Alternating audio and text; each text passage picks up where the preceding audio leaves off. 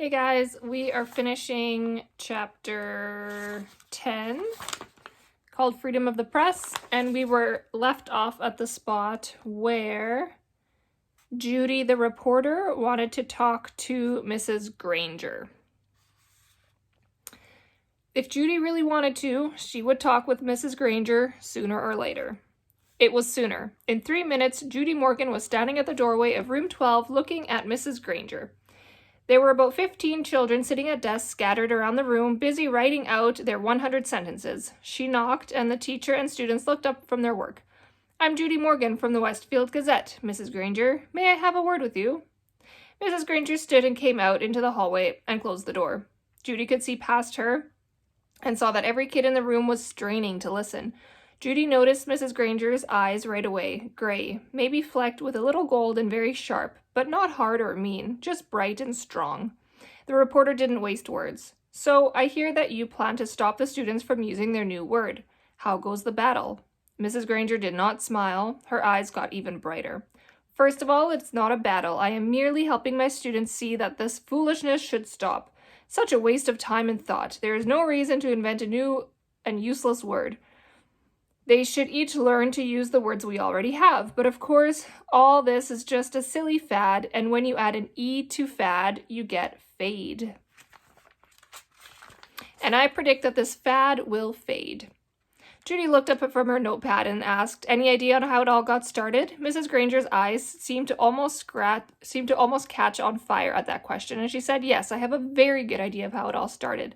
It was one young man's idea, a 5th grade student named Nicholas Allen.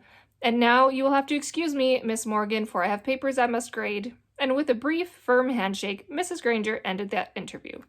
The reporter didn't leave right away. She walked back through the hallway and sat on a bench outside the office so she could look over her notes to make sure that they made sense. It took her about 5 minutes. Then Judy stood up and put her notebook into a large black purse, waved goodbye to a frowning Mrs. Freed, and headed out the door. As she walked to the parking lot, 5 or 6 kids who had just finished writing their sentences for Mrs. Granger came out another door. Judy walked beside them, listening to them laugh and joke. And then she asked them, "Why do you kids keep saying Frindle? Don't you hate staying after school?" A boy who was almost falling over from the weight of his backpack looked up and smiled. "It's not so bad. There's always a bunch of my friends there. I've written that sentence 600 times now." And then the kids and Mrs. Granger didn't even look at their punishment paper. And then the kids said that Mrs. Granger didn't even look at their punishment papers anymore.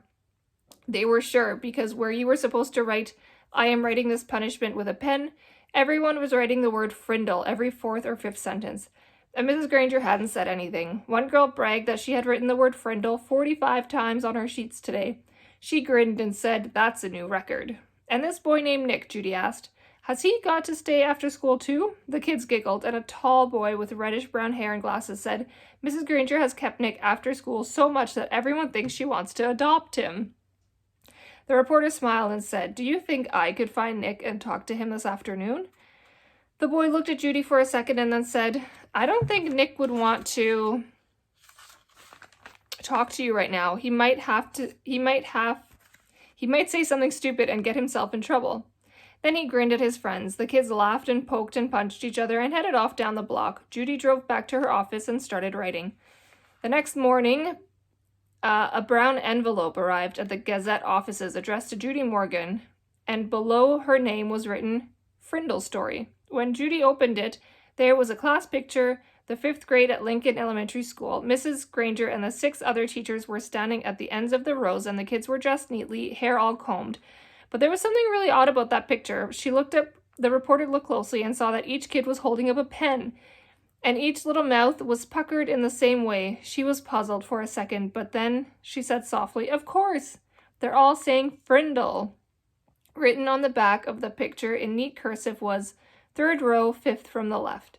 Judy looked up at the picture, and there she saw the same grinning red-haired boy with glasses that she had talked to in the school parking lot yesterday. She chuckled and said, "Well, well, pleased to meet you, Mr. Nicholas Allen." And that is the end of chapter 10. Next time we'll do chapter 11. It's called Extra Extra, Read All About It.